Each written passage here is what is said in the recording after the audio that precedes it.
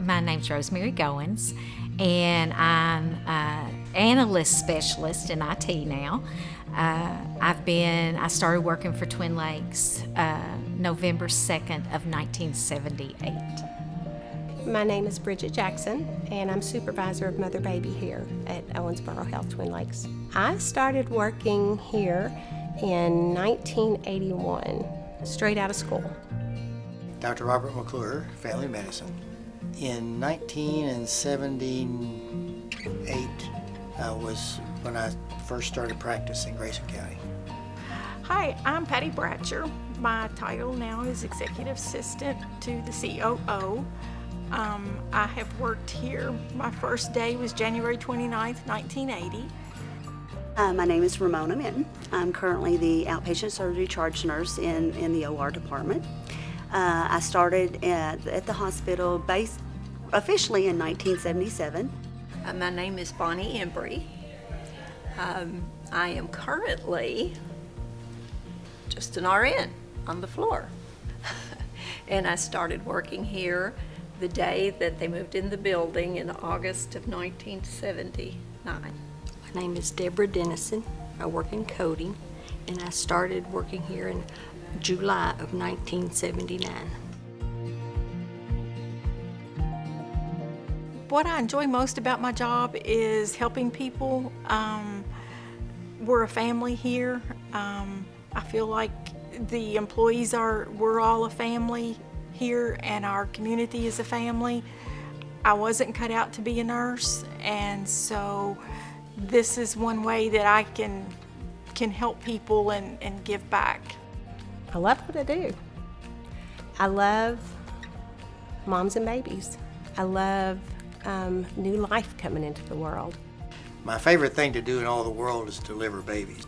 Now, after this length of time, actually seeing some of those babies come back, and they've got babies of their own, and I have become patient, some of them. The continuity is very gratifying. I think the biggest changes that I've seen coming from 1981 to now would have been the technology, and especially for me as a nurse would have been electronic charting and computers, because when I graduated nursing school, it was paper and pen. The doctors, there were only 2 family doctors, a pediatrician and a surgeon. Everyone saw their own patients in the hospital. There were no specialists. We were the specialists. When someone came to the emergency room at night, they would call, and we'd have to get up and come over to the hospital and see what was going on. I remember when we would have ER patients come in, and we would send somebody to medical records to pull their old charts, and then you're trying to look through the chart and find what you need. And now, you just pull it up on a computer screen. Well, I know it was a sad time, but I lost my husband, and the hospital come to my aid when I needed them. And I really appreciated that. And it's just a great bunch of people to work for here at Twin Lakes. Several years ago, I had eye cancer, and I lost my eye. And every year they have a National Eye Patch Day. So I got eye patches from the foundation, and on National Eye Patch Day, we passed those out. And I was really surprised, I guess, by all the people that wanted eye patches and wanted to wear them. And to me, it felt like a big support of not just ocular melanoma, but a big support for me. And, because it is like family. And what affects one of us affects all of us. When I first went to work at the hospital and would have to come in at night, often late, to see an emergency room patient or to see a patient in the hospital that was having a problem. It was very much like family then, and I remember sitting at the nurse's station one night and saying, well, I'm hungry. I wonder what kind of snacks we can find around here. And one of the nurses says, oh, we can do better than that. And she went down to the kitchen and fried a big batch of fried chicken. And everybody in the hospital had fried chicken at midnight. And answered the switchboard. and my shift to work was 1 to 9 in the evening. And so here I am by myself, new, naive, and I'm sitting there answering the phone one night, and where the switchboard was located was not far from the morgue. And there was this one night we decided that we would get one of the orderlies to get on a stretcher, and we would take him downstairs because you had to stop at the business office to ask for the key for the morgue. And so we had him all covered up, and we got him downstairs, and we asked the receptionist there for the key to the morgue, and she goes, "Is that person dead?" We said, "Yes, that's why we want the key to the morgue." And so she goes and gets the key out of the lockbox and brings it over. And then all of a sudden, this body raises up. Literally scared me to death. Somebody had just come to life right in front of my eyes. I just knew it. And as soon as she hands it to us, he jumps up off the stretcher. She lets out a scream that, I mean, you could hear it all the way down the hall. It was so funny. One of my favorite memories is walking into the labor room to introduce myself to a patient, and sitting beside her bed is her husband and her mother, and her mother looks at me and says, "You delivered her."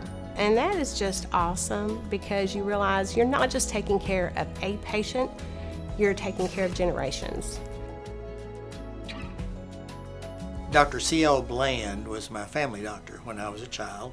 After I'd been in Grayson County for a little over a year, I joined practice with him. And he was a gentleman in every respect. We never had a contract. We didn't have a lawyer involved. We shook hands and decided how we were going to do the practice, and that's the way it was. And he taught me a lot while I was there in practice with him. The person that really kind of shaped my nursing career and everything, I think, was she was the 3 to 11 supervisor, Pat Schmidt. She was the typical old-fashioned nurse. She wore her hat every single day. She wore the dress. She wore the white shoes. She made sure that everything was clean. And she was one of those people that she was just not your supervisor and boss. She was your friend. During my years working here, my supervisor, my director, Bonnie Embry, was always a great influence and encouraged me to step up and be supervisor. That person's name is Fran Abel, Frances Abel, registered nurse.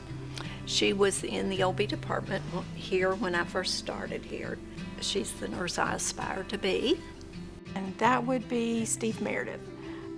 Steve is now a state senator, and he moved up to the CEO position. Then not long after that, I moved into the executive assistant position to him. I learned a lot. I grew up here, and I learned a lot from him. Steve Meredith was the CEO here for many, many years.